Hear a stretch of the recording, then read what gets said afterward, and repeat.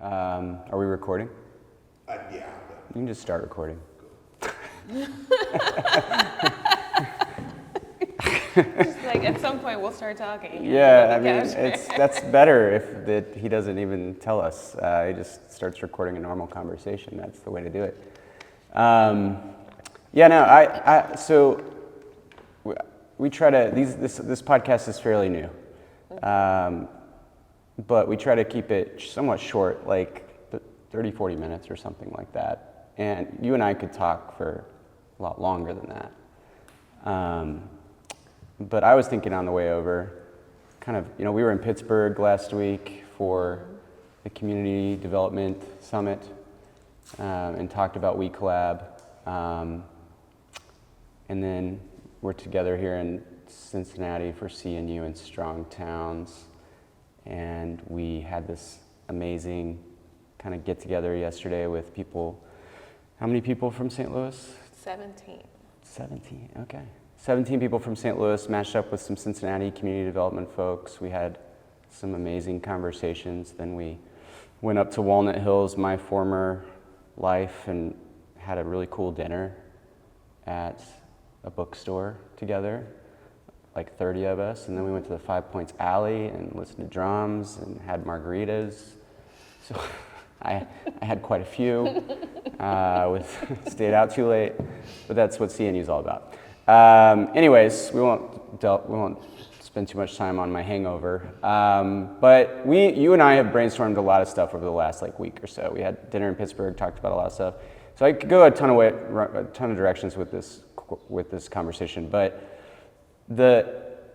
what I think my biggest takeaway has been, and it's not new, but it's just reminding me every time I'm kind of around you guys and working with you, is that this idea of process is much more important than product. I think the way we're talking about it is process is much more important than the plan. Mm-hmm. Sort of like anybody can do a plan, some better than others, of course. Of course.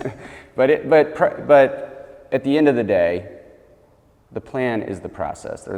So talk to me a little bit about that, and then I want to make sure for anybody watching or listening that we will link to some information about the We Collab project, but we should talk about that too as part of this. So tell me about why that is. Why process is more important than any kind of product, like planning or revitalization product. Well, when we enter them really just focused on the product, there's not going to be any action that comes from them because no one will own it. No one feels like they belong to it. No one feels like they've shaped it. But that doesn't stop it from happening. It doesn't stop it from happening, but it definitely There's tons of examples of makes it so that it's much more common that the plan will be used and manipulated to make things happen to people and happen to place versus people embracing the plan to further their own kind of homegrown agenda, where they are directing the future for themselves and they feel full ownership over that. And so when we focus on process and planning, it's really people speaking into, this is how I want to feel with my neighbors and creating the place of the future for ourselves. So is that how you think about gentrification? I mean, that's a loaded word, but people use it for very specific reasons, but yeah. As you were saying that, I kind of think of it as just basically revitalization happening to people and them not shaping it, them not being a part of it. I mean, that can lead to displacement, which is the kind of core definition of gentrification, but ultimately just not being a part of something.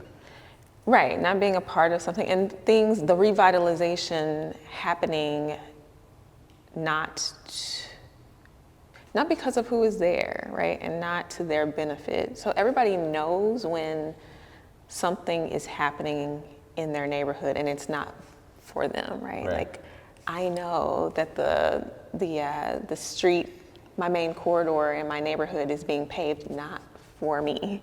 It's being paved because there's this huge development that's happening down the street that's going to have a lot of people coming across the bridge to go to it, and it's being paved for them. And so that's also, the revitalization that happens when gentrification comes. It's because of this expectation of all of these newcomers and an influx of investment. And that's where plans get, if there's not a process, if we're not prioritizing the process of plan making, that's when plans get manipulated to serve other agendas. Yeah, that came up in our conversation yesterday. It's like, I mean, in a way, a plan can only be so good. Like it inherently has limitations because a developer can come in and say, well, it calls for a mix of uses here, and I'm doing a mix of uses, or and there's ways to make it better than just mixed use color coding of a map. But there's ways to sort of manipulate your way in to communicate that you're getting as close as you can to the vision. Right. Yeah. And then, of course, over time, the people who are actually part of the plan maybe have stopped volunteering their time, and there's some newcomers who weren't really in the weeds on the conversation. So the plan is, we talk about this a lot at Yard. The plan is like what is a plan? Like, why are we doing plans? Why are we doing plans? Why is that word? I mean, I'm getting kind of too deep here, but why is that always the thing? Like, we have this industry where it's like, we look at a neighborhood, and the whole industry is like, well, they need a plan. That's what you pay me to do. Yeah. And well, it's like the last thing some neighborhoods need. And some neighborhoods, the first thing they need, but it's not always a plan. Plans are easy because plans are really about the market of a neighborhood. Like, what are the economic opportunities of a neighborhood? That's really the essence of plans. It's like, how do we maximize the economic opportunities? And so we probably go towards plan making way more than we need to. But the nice thing about plan making is it does present an opportunity for people to gather, and that's what actually matters. Bringing people to the table to talk about what are our opportunities, what are our gifts, what are the things that we want to build on, what are our aspirations. And so maybe if we could find ways to have those kinds of conversations irrespective of plan making, that could maybe reinvigorate the industry. So going back to process, so I struggle with this a little bit because we talked about this, I'm an impatient person. Although you kind of said, I've shown patience.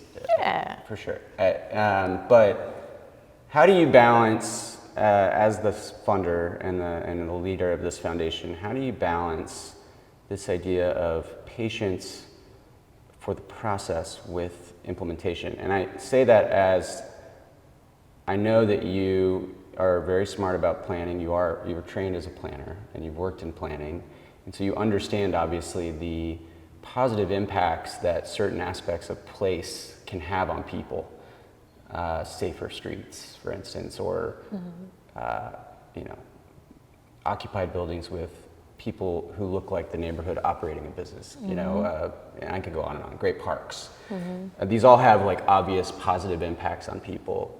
And so when you're in a process where it's going slow, how do you balance that with knowing that you really just want to get that park improved for the health and well-being of the neighborhood? How do you balance that with being patient in the process? And is there a point where you've experienced where you just say, okay, we got to do this? Like when do you know the process is taking too long? We need to now learn by doing. We need to keep moving forward. Or is that like a false equivalency that I'm? It is a total false equivalency, right? And I know you just zeroed in on that just as example, like got to get this. Well, and partially this people park. Listening and Right, yeah. But like the park, it's got to get done for the health and well-being of the community.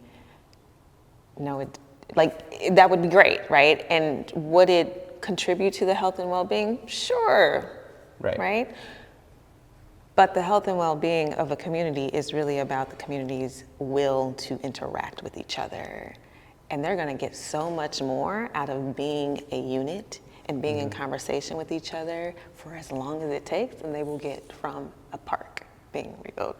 And so I don't really think of it as a kind of calibrating my patience between plan and implementation, because I really see it all as a continuum. Right. Every conversation in planning is also an action towards implementation. So So essentially, just staying on that for a second, essentially what you're saying is that the connection between the neighbors and caring about their neighbors and caring about each other is more important than the physical outcome. But also, I think what you're saying is that the physical outcome will ultimately be better if it's shaped by and through that resident-led process. Absolutely. Yeah. Not only will it be better, it will be sustainable. Which sounds obvious, I think, maybe to people listening. I feel like if we said this in front of a group of well-educated and experienced planners, they would be nodding their head, right? But we're talking about something totally different than what we would call public input. Like, we're not talking about getting them in a room and watching a presentation on parks, right, and then putting dots on a map, right, and then building the park. We're talking about long conversations that don't even start with the park or the right, outcome. right, Like, it's not even about that. It's about coming together, talking, and eventually something maybe emerges out of that, like, it'd be nice if we had less vacant retail on Del Mar. And then it slowly starts to gravitate to that.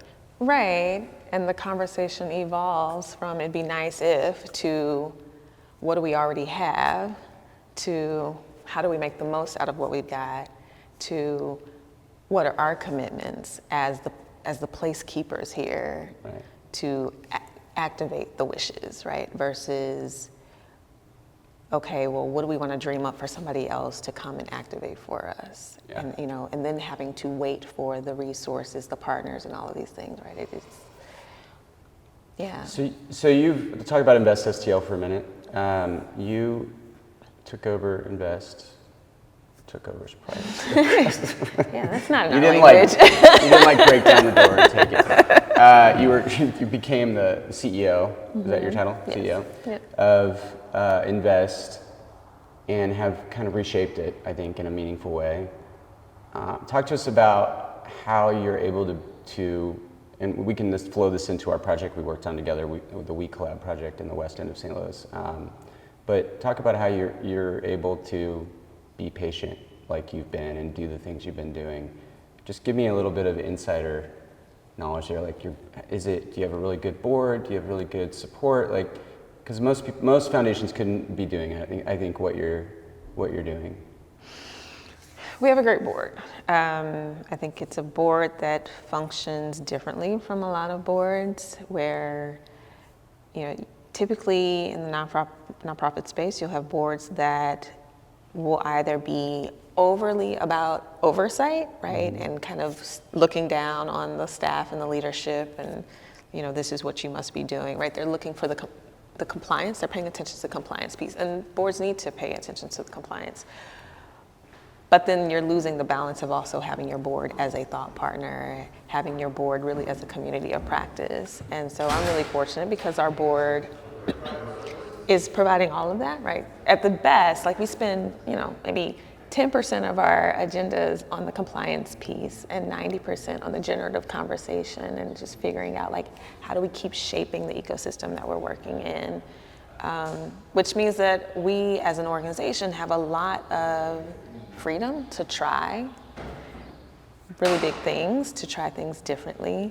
And then there's also our 20-year sunset commitment. And so that is a very liberating commitment because the pressure, it's like the positive pressure of time. Because we know that by 2042, we're out of here, that means we can't really, waste time doubling down on things that have been done so many times over and we've not seen a productive yield. Doesn't that make you less patient? No. In some ways, that commitment actually slows down time.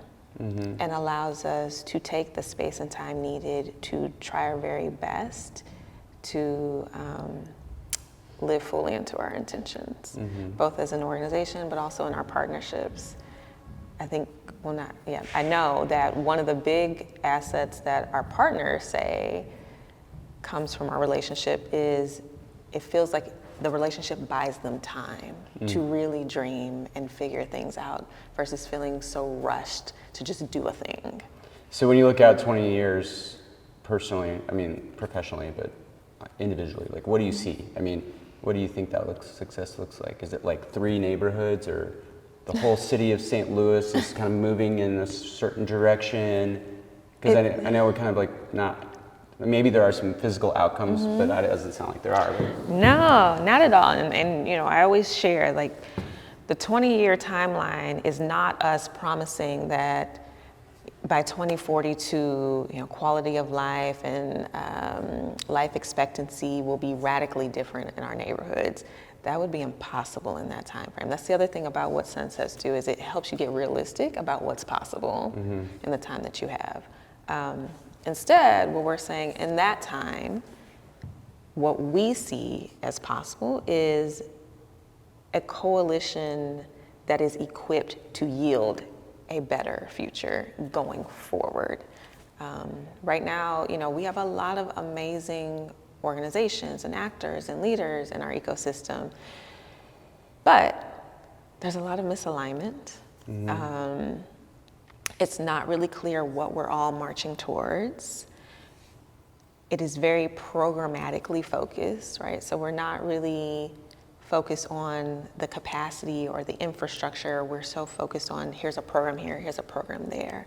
And so what we're hoping to help realize in the 20 years is a coalition that is well organized, that is using a set of shared practices and policies that we're leaning on to then produce better and different outcomes in our neighborhoods. And I think shifting over, kind of using that as a way to talk about WeCollab, I think you're starting to see even early with WeCollab that it's starting to shape how people in the city are starting to think about process and planning and revitalization, particularly in North St. Louis, but probably all over, but particularly in places of color and Black neighborhoods that have seen so many of that outcome-based planning affect their lives. Yeah, the early things we're seeing all around, including us, right? The unlearning of what we've always understood neighborhood change to look like, or how it has to come about. And residents realizing there's a different way, there's a different dynamic that can be placed, there's a different standard. So they have new expectations of what change making within their place should look like, and who should be part of it and who should be leading it. And that is starting to influence how the broader system is, arranging conversations around this. Yeah, and one of my questions was going to be, and this is a loaded question, big, there's not one answer to this, but removing things like politics and bureaucracy out of the equation, how can the industry get better at what we're talking about here? Like particularly the RFP planning consultant industry. Because I've seen since WeCollab, St. Louis, the city of St. Louis has put out some RFQs and RFPs, and the language is different. I mean, it is connected back to the language we used for WeCollab. And is there anything that, if anybody's listening to this who issues RFPs or responds to them or funds them, should be kind of considering? I mean, you used to work in planning, and so you've been on kind of both sides of the coin. I would definitely encourage RFPs that are not focused, that are not so prescriptive about what the product needs to have in it, right? Like, no longer issuing RFPs that say, we must have a plan, first of all, but even if it's a plan, we must have a plan that, outlines X, Y, Z for commercial, residential. No. Having it far looser and really focusing on understanding the respondent's process and approach. Yeah. How is the respondent setting themselves up to be a facilitator of information and conversations with the neighbors that they're partnering with? Right. And I think that's, to flip to the side of the industry, we have to see ourselves as facilitators and not technicians. Right. And I think for a long time we have really been operating as technicians. Yeah, and by technicians, and they're not necessarily like someone who sits at a computer and makes a map, that is a technician, but technical strategists. is Right, like- exactly, right. Yeah. Yeah, and I think Or even expertise, like when we were talking in Pittsburgh, you were Right. saying you're playing with this notion of expertise versus expertise, right? We come in as planners and designers and architects. We are the technical experts, and that is our value here. Right. And it's we not. know what is good for you. Right. We're clipping our value, actually.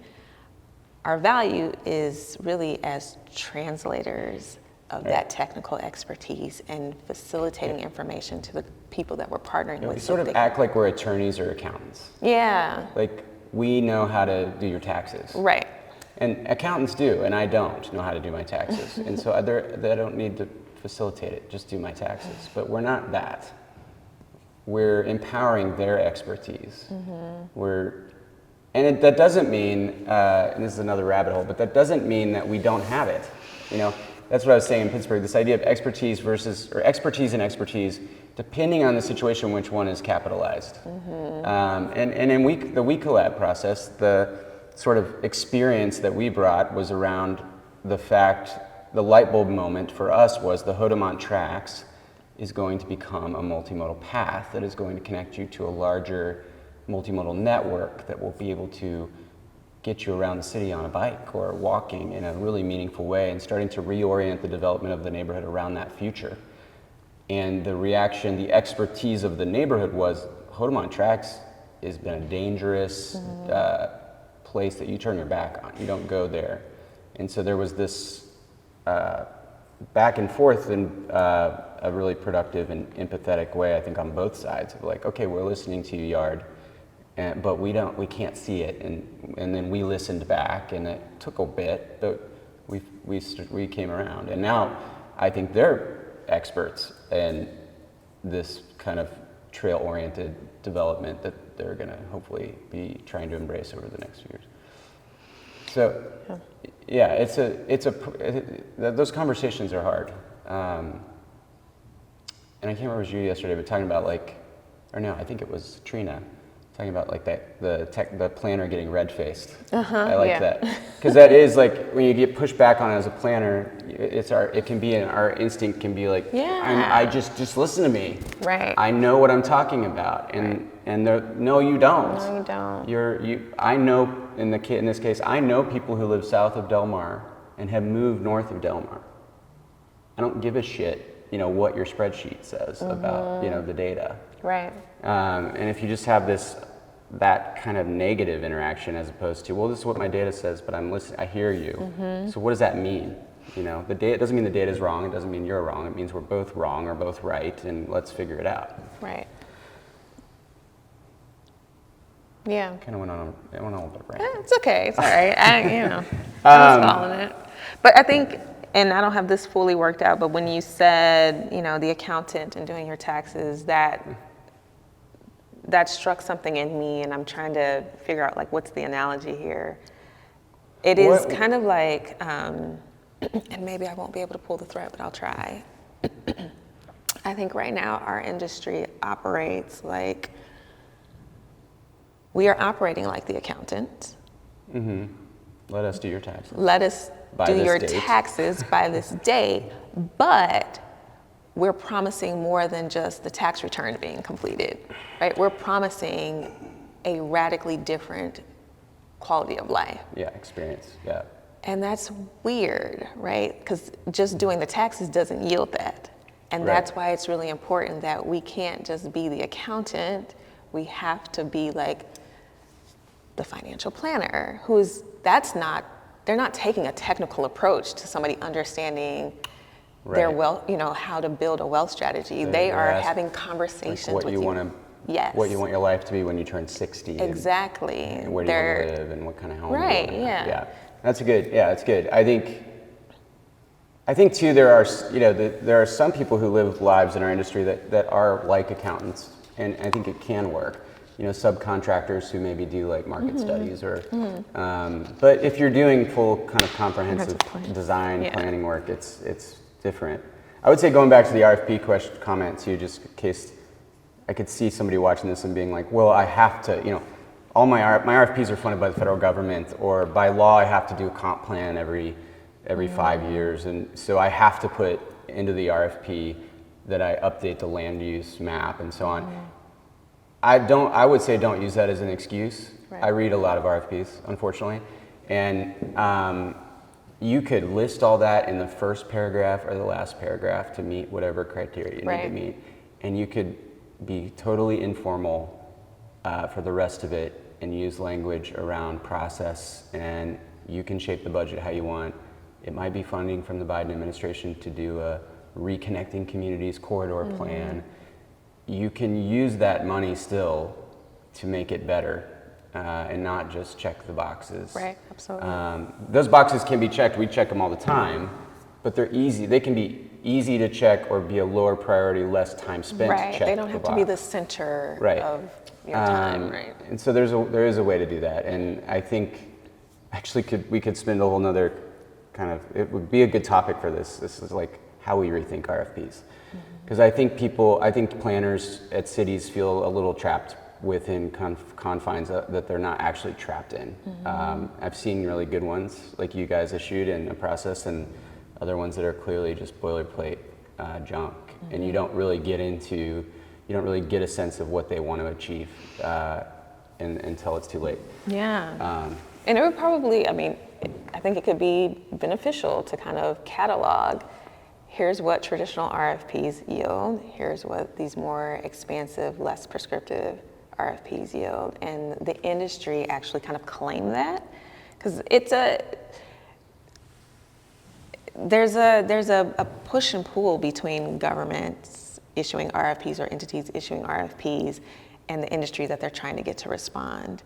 The industry can also show up differently to then force the RFP writers to write RFPs differently once they realize, oh, nobody's responding to this. Right. We could all get together and change it from that side. We totally could. Yeah. Also, don't ask for 20 printed copies.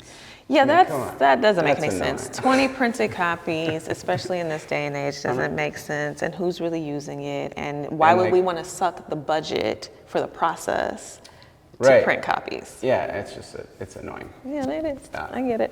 If anybody is out there, just ask for digital submission. All right. Well, let's wrap this up. I think this was good. What is your? We've just started doing these, and I don't have like a thing to end on, like Ezra Klein. He's like, what are the 3 books you most recently read? What is like? I don't want to put you on the spot, but like, what are some key takeaways, either from your experience here the last couple of days? We're here for CNU, but we've kind of been doing our own thing for the last 24 hours. Between what you've experienced with WeCollab and that project, which was one of your first big projects as leadership at Invest in terms of the planning world, and then what you saw here between the Cincinnati leadership and the St. Louis leadership. What are some takeaways that are exciting you about the next 12 months or next year? I'd say something that I've shared with you before, I think in Pittsburgh, is that we have proven that these more patient, truly resident-led processes do not yield plans that are any less technically rich than the traditional processes, right? Like they're just as good. So I know. It doesn't water that down. It doesn't water it down. And I think people think that. Right. Yeah. I can feel the audience thinking, oh, this is so mushy. She's not talking in absolutes. Like, I don't understand this. But well, and I think they're like, that just yields like a a useless vision plan. Right. Where we just sing Kumbaya and hold hands and talk about ending poverty or fixing the schools. But what you're saying is you can have this Kumbaya process and get really technical. And it's not a harm. I would not, I think people equate Kumbaya with insincere harmony. And I don't want to give the thought that these are harmonious processes. No. They're full of conflict, but the conflict is harnessed to be generative, to deepen relationships and commitment and ownership and accountability in the process. Yeah, I would go so far to say that if people's feelings aren't getting hurt, you're at not times- doing this right. Yeah, absolutely. If you've worked in community development and haven't had your feelings hurt, That's you're not spot doing it. on. And- I and always I've- tell people that unless I am getting cursed out or something Right. along that lines, I'm probably not showing up as fully as I need to be showing up. Right. And if your feelings are getting hurt, that means you care. Right. That someone who hurt your feelings, you care about that Right. person, or you care about their opinion at least, right? So, I've seen people in my work and the week lab process like come and go, like leave for a while, Right. Because they got their feelings hurt, Right. and then they come back, And then they come back. or they don't. But I would encourage people to come back. Like it happens to everyone. Yeah. Uh, Which I think that leads me to like the other takeaway is reinforcing why process has to be the priority over the product, because when we're focused on products, we're not focused on people coming back. We're not focused on people staying in the ring. For me, the height of great process and a really healthy community is even if people are disagreeing, they're in the fight. We want people in the fight. We don't care where it leads to, we don't care who wins, we just want people in the fight. Yeah. Yeah, and then when it's a fight with an outsider, you see the unity. Internal Yeah. alignment, right, yeah. All right, well, we'll leave it there. Thanks, Dara. Thanks, Gavin. Let's go. Seeing you. Okay. Okay.